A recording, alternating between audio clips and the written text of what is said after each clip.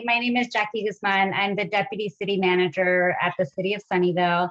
I am also the city's diversity and inclusion liaison, and part of my role is to really make sure that the city does a better job of engaging with communities of color and hard to reach communities in Sunnyvale. So I'm excited that you have this group and that I wiggled my way in to be able to talk to you about some opportunities in the city. First is, you know that representation matters, and we need more representation from people of color on our boards and commissions in the city. Our boards and commissions advise our council on different policy issues, and there are lots of openings right now. I would love to see more diversity on our commission. So I'm here really to pitch you on potentially considering applying for a board or commission. And I'd love to just share my screen really quickly so I can show you our website where you can get information. So this is our website. It shows all of our boards and commissions. And as you can see, every single one of our boards and commissions has an opening right now. Our Arts Commission, Bicycle and Pedestrian Advisory Commission, our Board of Building Code Appeals, which apparently doesn't meet very often, our library, Board of Library Trustees, our Heritage Preservation Commission, Housing and Human Services Commission has 4 openings, Parks and Recreation, Personnel Board, Planning Commission, and the Sustainability Commission. I do want to talk a little bit about our Personnel Board. This is a board that oversees misconduct. And there have been cases of police misconduct that the Personnel Board has reviewed. And so I know that the issue of public safety accountability has been a huge one, especially with the Black Lives Matter movement. So this is an opportunity to be able to weigh in as a community member about these disciplinary type issues. So that's a really important one. But if you're interested in potentially running for city council, this is a great way to learn more about the city, get some experience, get some credentials. And the one commission that is not on here that I really want to pitch is my redistricting commission. So the city moved to district-based elections in after the 2020 election. So the city used to elect its council citywide, and we went through a process in 2019 to actually break that up and create 6 different districts in our city. And lo and behold, that increased the diversity on our council by having a district-based system. Many cities have been under threat of lawsuit to move to district-based systems because the thought is that it does increase diversity, and especially communities of color have more of a say in who represents them. We saw that happen on our council. Before we went to district-based elections, we had 1 council member of color, an Asian council member, Mason Fong. After we went to district-based elections, we now have 3 council members of color.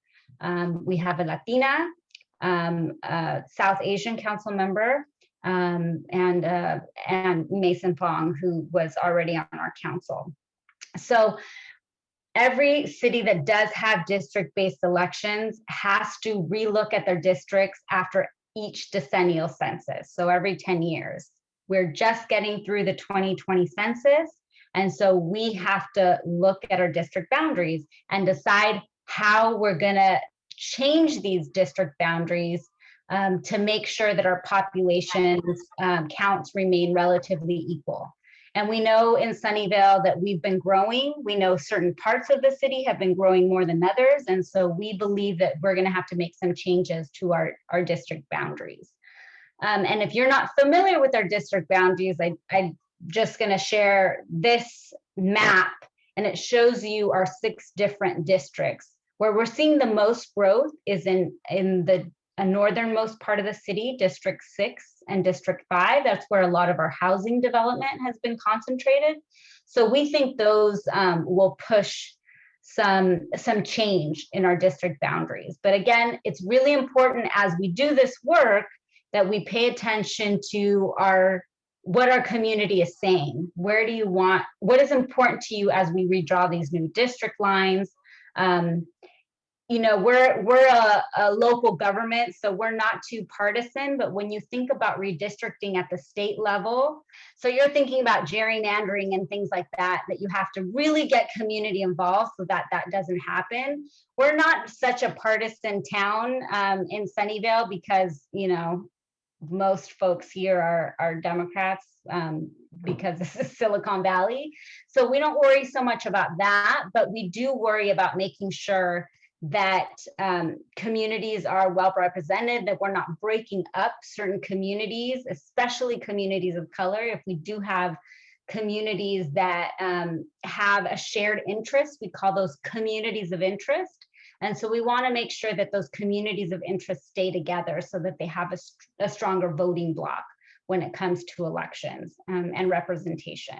So that's my pitch for the redistricting commission. The applications for the commission the general commissions are due on April 30th, so about 10 days from now. The redistricting commission application isn't due until June 1st, so you have more time for that one. If you're interested, please feel free to reach out to me. I'm happy to talk to you about any of these opportunities and give you more information.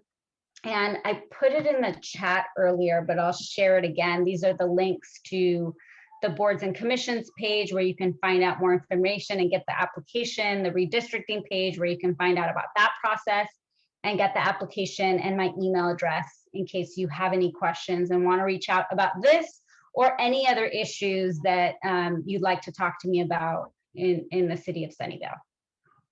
And just happy to be here as a resource. Thank you, Jackie. Silly question here because I come from San Jose. Do you need to be a Sunnyvale resident to be able? Yes. Yes.